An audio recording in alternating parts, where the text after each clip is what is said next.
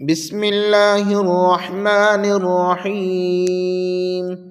यूसीकुमुल्लाहु फी औलादिकुम लिज़्ज़करि मिस्लु हज़्ज़िल उन्सयैन फ़इन कुन्न निसाअन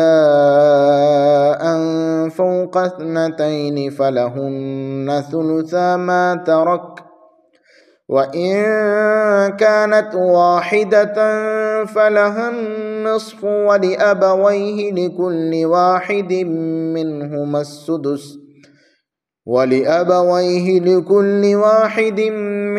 अस्सुदुस मिम्मा तरक इन कान लहु वलद फ़इन लम यकुन लहु वलदुन ववरिसहु अबवाहु फ़लिउम्मिहि الثلث फ़इन कान लहु इख़्वतुन फ़लिउम्मिहि السुदुस मिन बअदि वसिय्यतिन यूसी बिहा औ दैन।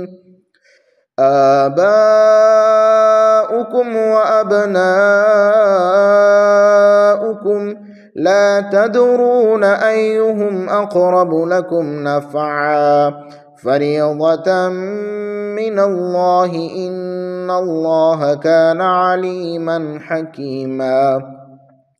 वलकुम निस्फ़ु मा तरक अज़वाजुकुम इन लम यकुन लहुन्न वलद फ़इन कान लहुन्न वलदुन फ़लकुम रुबुअ मिम्मा तरकन मिन बअदि वसिय्यतिन यूसीन बिहा औ दैन। वलहुन्न रुबुअ मिम्मा तरक्तुम इन लम यकुन लकुम वलद फ़इन कान लकुम वलदुन फ़लहुन्न الثुमुन मिम्मा तरक्तुम मिन बअदि वसिय्यतिन तूसून बिहा औ दैन। वइन कान रजुलुन यूरथु कलालतन अव इम्रअतुन वलहु अख़ुन औ उख़्तुन फ़लिकुल्लि वाहिदिन मिन्हुमा السुदुस फ़इन कानू अक्सर मिन ज़ालिक फ़हुम शुरकाअ फ़ि الثुलुث मिन बअदि वसिय्यतिन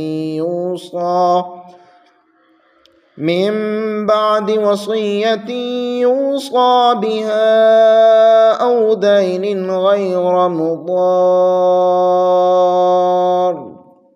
वसिय्यतन मिनल्लाहि वल्लाहु अलीमुन हलीम।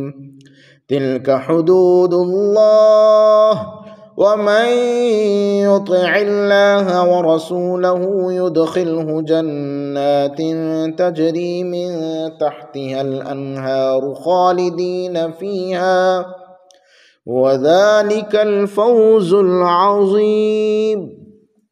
वमन यअसिल्लाह वरसूलहु वयतअद्द हुदूदहु युदखिलहु नारन खालिदन फीहा वलहु अज़ाबुन मुहीन।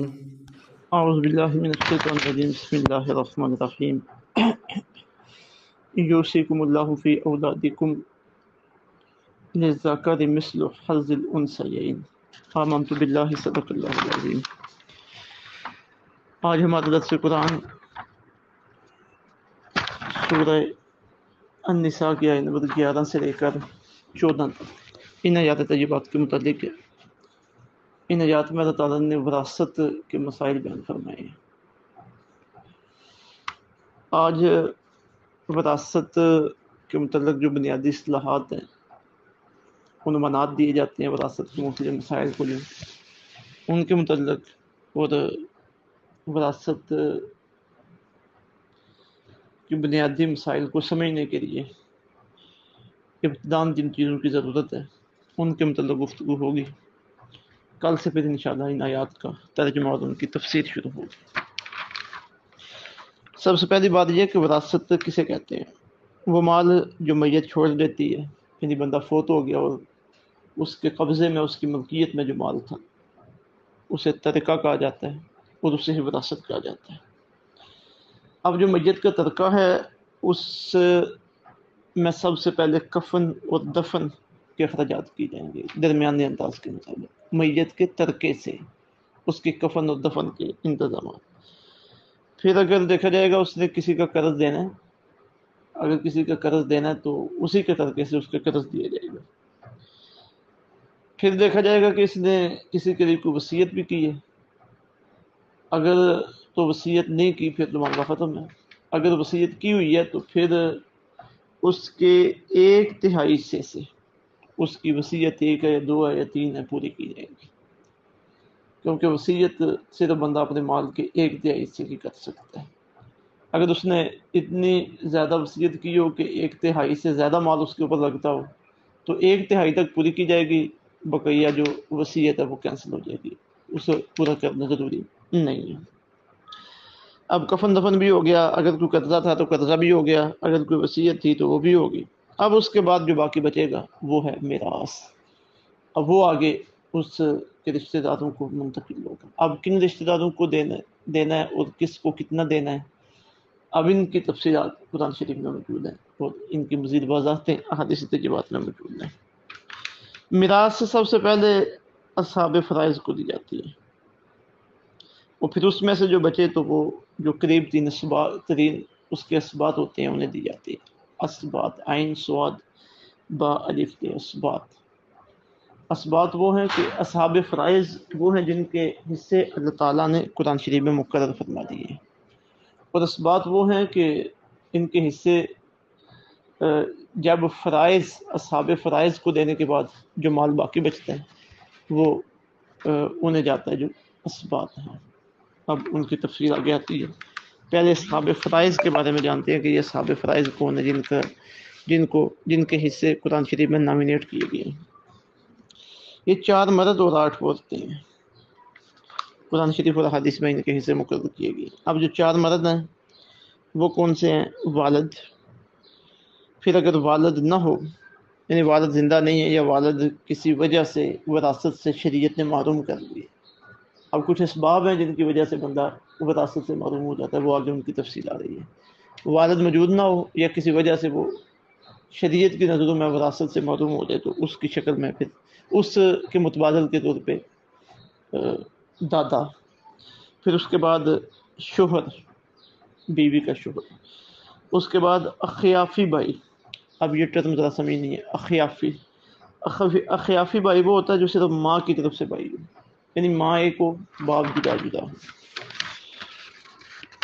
یہ 4 ہیں مرد جو اصحاب فرائض میں سے قرآن و حدیث میں جن کے حصے طے کیے گئے۔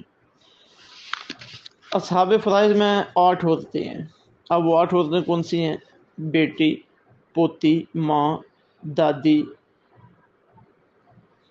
جو نانی، بیوی، حقیقی بہن جو ماں اور باپ دونوں کی طرف سے ہو، الاتی بہن جو والد سے ہو، اخیافی بہن جو صرف ماں سے ہو۔ یہ 8 ہیں جی اصحاب فرائض عورتیں جن کے حصے قرآن و حدیث میں طے کیے گئے ہیں۔ اب یہاں ایک بات بار بار آ رہی ہے، اخیافی، تو پیچھے آیا تھا نا اخیافی بھائی، یعنی جو صرف ماں کی طرف سے بھائی ہو، باپ جدا جدا ہوں۔ اخیافی بہن جو صرف ماں کی طرف سے بہن ہو، ٹھیک ہے جی، باپ دونوں کے جدا جدا ہوں۔ اور الاتی بہن کا اخیافی کے مقابلے میں ہے الاتی وہ جن کے والد ایک ہوں، ماں الگ الگ ہوں۔ اب یہ ہو گئے اصحاب فرائض۔ اب آتے ہیں اسبات کی طرف۔ تو اسبات وہ ہیں، اب انہیں دے دیا ہے جو ان کے حصے ہیں، پھر جو باقی بچا ہے وہ جائے گا اسبات کی طرف۔ اسبات میں سب سے پہلے بیٹا اسباب بنتا ہے۔ اب دیکھیں نا، آپ نے اصحاب الفرائض جو سنے، مرد سنے، ان میں بیٹا شامل نہیں ہے، بیٹا اسبات میں آتا ہے۔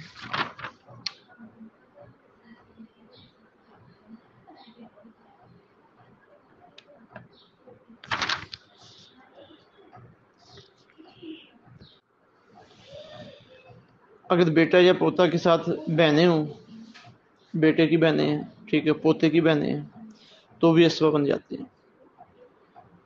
تو پھر ان میں للذکر مثل حظ الانثیین، ایک مذکر کو دو مؤنث کے برابر کے اصول کے مطابق مال تقسیم کیے جاتے ہیں. پھر بیٹے کے بعد پوتا، پھر پر پوتا، پھر پر پوتے کا بیٹا، اگر نیچے کوئی اسبہ نہ ہو تو پھر اوپر سے والد اسبہ بن جاتا ہے. پھر دادا، پھر دادے کا والد، اگر اوپر کوئی نہ ہو تو پھر بھائی، پھر بھائیوں کے بیٹے، پھر ان کے بیٹے، اگر نیچے کوئی اسبہ نہ ہو تو والد کے بھائی، پھر ان کے بیٹے مذکر، نیچے کوئی نہ ہو تو دادا کے بھائی، پھر ان کے بیٹے، اگر نیچے کوئی مذکر نہ ہو تو پھر دادا کے بھائی، پھر ان کے بیٹے، اگر نہ ہو تو پھر پر دادا کے بھائی، والد کے بھائی، پھر ان کے بیٹے، پھر ان کے بیٹے، اسی طرح. بھائی جب اسبہ بنائے جاتے ہیں تو سب سے پہلے حقیقی بھائی اسبہ بنتے ہیں، یعنی اصحاب فرائض میں تو جو بچے پھر وہ آتا ہے بھائیوں کے پاس جو حقیقی بھائی ہیں. اگر وہ نہ ہو تو پھر علاتی بھائی جو ہے یہ مال ان کی طرف منتقل ہو جائے گا.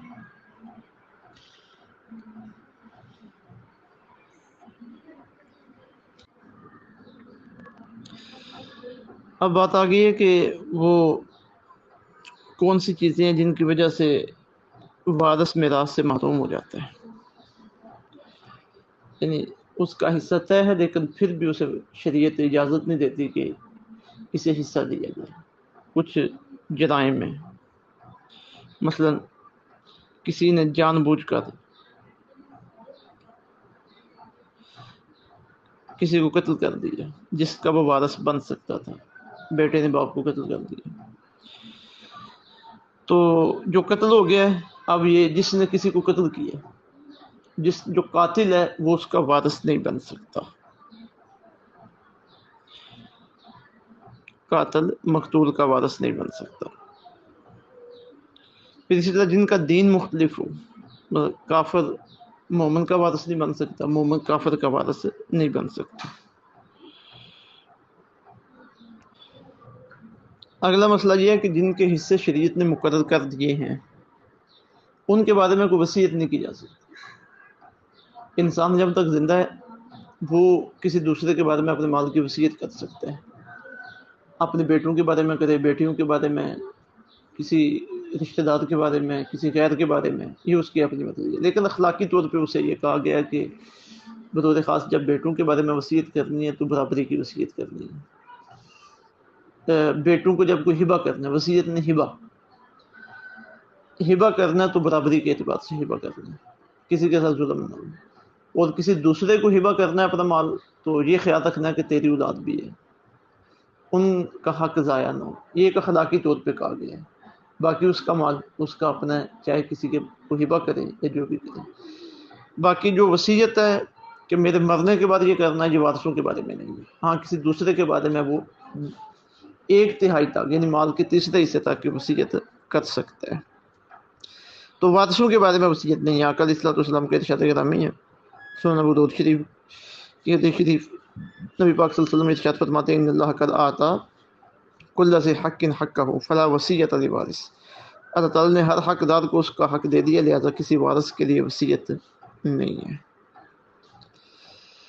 اب یہ بنیادی چیزیں جو ہے نا وراثت کے بارے میں، بنیادی چیزیں وصیت کے وراثت کے بارے میں آ گئی ہیں. انشاءاللہ کل